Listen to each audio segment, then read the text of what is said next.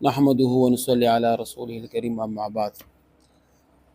بخارا کا ایک حاکم بڑا سخت ظالم، بخار یہ سمرقند بخارا جہاں سے امام بخاری رحمۃ اللہ علیہ نکلے سے امام بخارا، ٹھیک ہے، ازبکستان تشکن کی جو علاقے ہیں نا یہ سب اکثر میں بخار آتے ہیں۔ وہاں پر ایک علاقہ تھا بخار، اس کا ایک حاکم تھا بڑا سخت ظالم تھا۔ ایک دن وہ اپنی سواری پر چلا جا رہا تھا، راستے میں ایک کتا نظر پڑا جس کی خارش ہو رہی تھی اور سردی نے اس کو بہت ستا رکھا تھا۔ اس ظالم کی اس نگاہ پر پڑتے ہی آنکھوں میں آنسو بھر گئے اور اپنے ایک نوکر سے کہا کہ اس کتے کو میرے گھر لے چلا، میرے آنے تک اس کا خیال رکھیو۔ یہ کہہ کہ وہ اپنے کام جا رہا تھا، چلا گیا۔ جب واپس آیا تو اس کتے کو منگایا اور گھر کے کونے میں اس کو بندھوا دیا، اس کے سامنے ٹکڑا ڈالا، پانی رکھوایا، اس کے بدن پر تیل ملوا کر ایک کپڑے کے جول سے اس کے اوپر ڈلوائی، جول میں سے کے تو سردی سے بچنے کے لیے، ٹھیک ہے، اوپر سے چادر ڈلوائی، اس کے قریب آگ رکھوائے تاکہ اس کی گرمی سے اس پر سردی کا اثر کیا زائل ہو جائے، ختم ہو جائے۔ اور اس کسی کو 2 ہی دن گزر گئے تھے کہ ظالم کا انتقال ہو گیا۔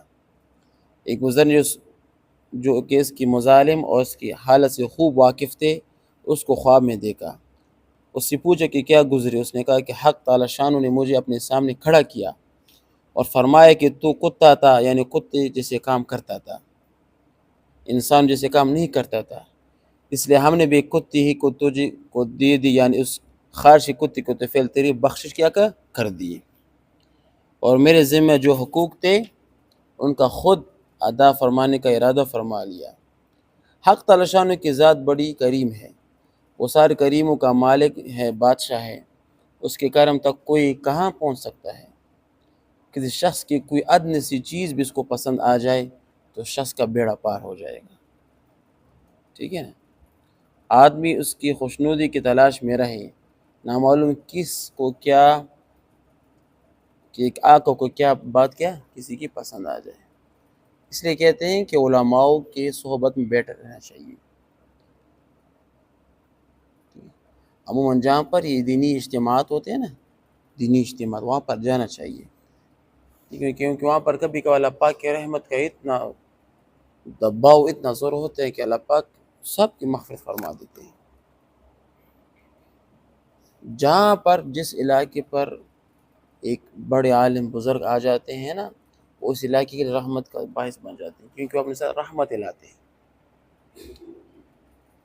مثال بتاؤں، ایک تھا شہر مکہ، ایک تھا شہر مدینہ، ٹھیک ہے، ایک تھا شہر مکہ، دوسرا کیا تھا مدینہ، اس کا پورا نام کیا تھا یثرب۔ آپ صلی اللہ علیہ وسلم جب تک مکہ میں تھے تو مدینہ کی جو برکت تھی کسی کو ظاہر نہیں تھی، کام سے شہر یثرب ایسا۔ جب آپ صلی اللہ علیہ وسلم مکہ سے مدینہ پہنچے تو مدینہ کو مدینہ منورہ بنا دیا، نور والا شہر، یثرب کا نام مٹا کر آج تک لوگ وہاں پر کیا کہتے کہ مدینہ جانے کے لیے اپنے مال جان سب کو خرچ کرتے ہیں تاکہ مدینہ ہم جائیں۔ کیوں؟ رحمت، وہاں پر فرشتوں کی ہمیشہ رحمت برستی ہے، اللہ تعالیٰ کے انوارات وہاں پر ہمیشہ برستے ہیں، کیونکہ وہاں پر آپ صلی اللہ علیہ وسلم کا وجود ہے، صحابہ کرام کا وجود ہے۔ جس زمین کے جس حصے پر آپ صلی اللہ علیہ وسلم گزرے ہیں وہ حصہ آج تک باعث رحمت ہے، جس جگہ پر صحابہ کرام آئے ہیں وہ زمین آج تک کے صاحب برکت اور انوارات سے بھری پڑی ہے، ٹھیک ہے۔ تو اللہ بندوں کے لیے ایک بہانہ تلاش کرتا ہے، جس کو اللہ پاک کیا کہتے ہیں اپنے طرف کیا کہ نزدیک کرنا چاہے تو بہانہ تلاش کرتے ہیں۔ صرف کسی کو کتے کے ذریعے معاف کرا دیتے اس واقعے میں، کسی کو بلی کے ذریعے معاف کرا دیتے ہیں، ٹھیک، کسی کو راستے میں کیل ہٹانے کی وجہ سے معاف کرا دیتے ہیں، ٹھیک، کسی کو مثال کے طور پر چھینک آنے پر یرحمک اللہ کا جواب، مثال الحمدللہ یرحمک اللہ کا جواب دینے پر اللہ پاک معاف فرماتے ہیں، ٹھیک ہے۔ تو یہ اللہ پاک اس کی رحمت کے لیے بہانہ ڈھونڈتی کہ میں کس طرح کی مغفرت پاؤں۔ اب ہمیں بھی چاہیے کہ ہم اللہ پاک کی رحمت کو ڈھونڈیں، ہم ایسے مجلس میں جا کر بیٹھیں، یہ نہیں کہ پورے مجلس بیٹھا 10 منٹ 20 منٹ 30 منٹ بیٹھا، اس علماء، اس جو اولیاء کرام ان کی جو صحبت کا اثر ہے اپنے دل میں محسوس کرو، تو اللہ پاک اسی وجہ سے کسی حق کے دے ہو سکتے کہ آپ کو معافرت فرمائے. ٹھیک ہے. اب اس کی برعکس کبھی کبھی اللہ پاک کی قہاریت، القہار، الجبار کی صفات بھی غالب ہوتی ہیں. کبھی کبھار ایک ایسی مجلس ہو جہاں پر تمام گناہ ہوتے ہیں، گناہوں کی مجلس ہوتی ہے، ٹھیک ہے، وہاں پر اللہ پاک نے سب کے لیے جہنم کا ٹکٹ لکھا گیا ہوتا ہے.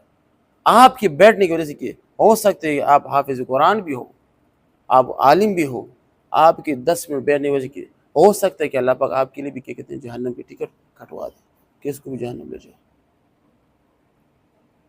ٹھیک ہے.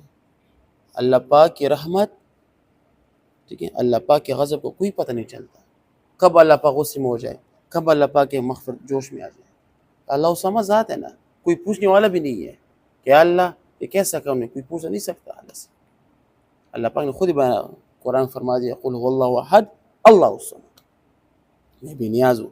تمام کے تمام مخلوق کو جہنم میں بھیج دو، مجھ سے کوئی پوچھنے والا نہیں. تمام کی تمام مخلوق کو جنت میں بھیجوا دو، مجھ سے کوئی پوچھنے والا نہیں. اللہ سمجھ ذات ہے نا، سمجھ ذات ہے. صحیح. تو ہمیں کہتے ہیں ایمان کسے کہتے ہیں؟ الایمان بین الرجا، ٹھیک ہے، ایمان کے کہتے ہیں کہ امید اور ڈر، کہتے ہیں اللہ سے امید اور اللہ سے خوف. ایمان بین الرجا والخوف، کہ ایمان خوف اور کہ امید کے درمیان ہے. اللہ سے امید بھی ہے کہ مجھے اللہ پاک جنت میں داخل کرائے گا، اللہ سے خوف بھی ہے کہ اللہ پاک مجھے جہنم میں داخل کرائے گا. ان دونوں کے درمیان کو کیا کہتے ہیں؟ ایمان. صحیح ہے نا. راستے میں جاتے ہیں نا، پتھر ہٹائے کریں، بڑے بڑے پتھر ہوتے ہیں، کھیل ہوتے ہیں، ہٹائے السلام علیکم ورحمۃ اللہ وبرکاتہ، یہ کسی کو سلام کیا کریں. ہو سکے سلام اللہ پاک آپ کو کیا ہے جنت میں داخل کرائے. کسی کے ساتھ مثال راستے میں بوڑھا، اس کے ساتھ سامان کو اٹھایا کرے، کسی بڑا آدمی اور اس کو راستہ دیا کرے، اس نیت سے کہ آپ کے بڑے لوگ ہیں، اللہ پاک کو بوڑھوں سے شرم حیا آتی ہے تو اس کے لیے راستہ دیں. ٹھیک ہے. مسجد میں جھاڑو لگایا کرے، گھر میں جھاڑو لگایا کرے، صفائی کیا کرے، قرآن شریف کو ادب سے اٹھایا کرے، دینی کتاب کو ادب سے اٹھایا کرے. ہو سکتا ہے اللہ پاک اس وجہ سے آپ کی کیا کرے؟ معافرت فرمائے. تو اس واقعے میں دیکھو کتے کی وجہ سے اللہ پاک نے اس کی معافرت فرمائی. اللہ پاک نے کیا کہ تو کتا تھا، کتے والا کام کرتا تھا، میں آپ کے کیا کتے والی کیا وجہ تیری مغفرت فرماؤں. ٹھیک ہے. ہم امتی محمدیہ ہے، کیا ہے؟ امتی محمدیہ صلی اللہ علیہ وسلم. 120 صفوں میں 80 صف اس امت کے ہوں گے. اتنے زیادہ لوگ جنت میں جائیں گے. صرف بہانہ تلاش کرو، وہ بہانہ خود ہی ڈھونڈو. ایسے ایک چھوٹے چھوٹے کام کیا کرو، اس کو بڑا سمجھو کہ اس کی وجہ اللہ پاک ہو سکے مجھے کیا کہتے ہیں جنت میں داخل کرائے. ٹھیک ہے نا.